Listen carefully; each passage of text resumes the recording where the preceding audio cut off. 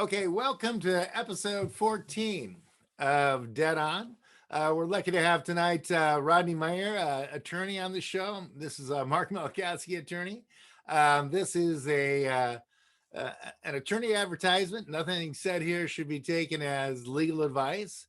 And we're going to talk a little bit about Chapter 11, Subchapter 5. And that's a new law that's just kind of come into play. And what it is, it helps small businesses declare a Chapter 11 by kind of trimming down some of the complexities and making it a Subchapter 5. So you've got clients in small business, Rodney. What's been some of the people who've been really hurt with these recent shutdowns from the China virus, the COVID virus, whatever you want to call it? You have noticed a fairly big drop off on some of their Yes, income? I have a few clients who are, especially restaurants, and those type of clients are seeing a massive drop. Uh, in some places, like for example, Monterey County, they've lost about two-thirds of their income year over year from 2019 to 2020, uh, due to the fact that in 2020, not only the shutdowns and the lockdowns, but also the lack of people being able to travel, the fact that they can't, even when they are allowed to open, it's much more restricted. So many of them are struggling. I have one that actually just started just before, a month before the pandemic really hit, and we started being locked down. He's suffering quite a bit. So Yeah, well, I guess this kind of all started about last March. So this is just about a year old. And a lot of restaurants are, taking in between 20 and 30 or 40% of their what they used to take in. And probably the owner and his wife are cooking and doing the dishes, and they're doing takeout. And one problem with restaurants is they have a huge problem is you have electrical bill, right? You got a right, refrigeration, right? So that and could gas, be whatever, well, gas if you're cooking, but just to keep things refrigerated, you could be in 5, 10, $15,000 a month for that. You've got your rent, 20,000. You're easily getting into 30,000 bucks of a monthly cost that even if you don't open your doors, you have, right? You got to pay rent, you right, got to refrigerate the food, you got to keep your refrigerator running. So these are some huge overhead costs. And then of course restaurants have a lot of uh, labor costs, and that's a real shame because you've got a lot of people out of work, and right, they really need to do something to get these folks back to work. I mean, most of restaurant people who are waiters and bartenders, they're not really like computer engineers, right?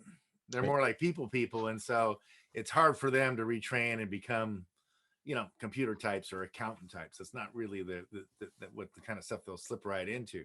So we've got a huge bunch of people out of work right now, and I think we have a lot of people who'd like to go to a restaurant, but they haven't really figured out exactly how they want to play this. Some states, I think there's like 26 states where everything's open, right? Right. And then with Gavin Newsom, everything's closed.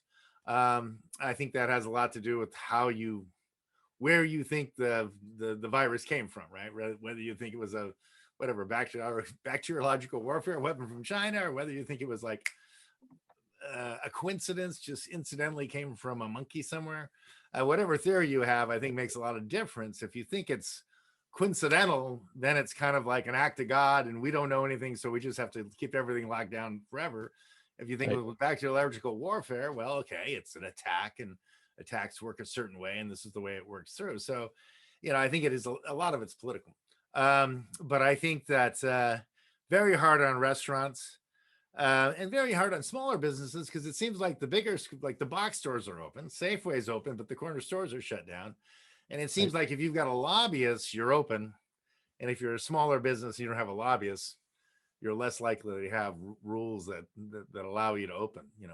I think Well, the we smaller saw that business. with, even from day one, with the people who are construction. They shut them down for about 2 weeks.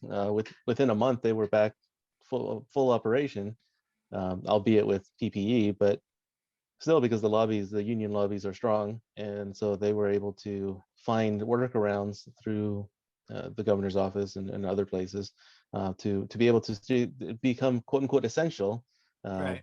because they're creating housing. But even then, it became interesting because even people that do rehabilitation of houses became essential, because a lot of lot of places they don't. A lot of companies, especially construction companies, do mostly rehab, not new construction. So it's interesting to see how things have modulated over time, where even the tier levels have changed. Well, The requirements. I think most people probably agree that my job's essential, and so, Mine too. and so everyone, no, but I mean, everyone personally says my job's essential.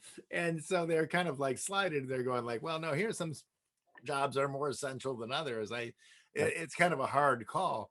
So I think that's really tough. I mean, as far as people being vaccinated, not being vaccinated, and that kind of thing, that's kind of a different call too. I happen to believe, Exactly. I used to work in a bacteriology lab, so I always get all my shots, right? And Right. other people don't like to get shots. It's a kind of a personal or medical decision. Whether the vaccines are really going to help that much, yeah, it probably is 50-50 effective. And the times that it doesn't stop it, it probably tones it down when you get it a little bit, but nothing's completely Exactly. bulletproof. As far as the masks, there's a huge kind of whether that makes any difference. I mean, I used to work in back T labs and with radioactive stuff, and we had forced air and complete enclosure, and Right. coming in with a paint mask into a radioactive lab. I mean, people would just laugh you out of the lab. So, Right. like a virus working with the paint mask, it's kind of like shooting a BB through a chain link fence. I think it will get through, but but I think it makes people feel better to have the little Right. paper mask on. It's like it's like a teddy bear or something. But Security blanket. scientifically, I don't know if there's any evidence to really back that up. But it's a political decision, I think, and they say, okay, this calms the crowd down. We need you to do this for 3 weeks, and now it's for a year. And I guess in Portland, they're thinking to do it forever, right?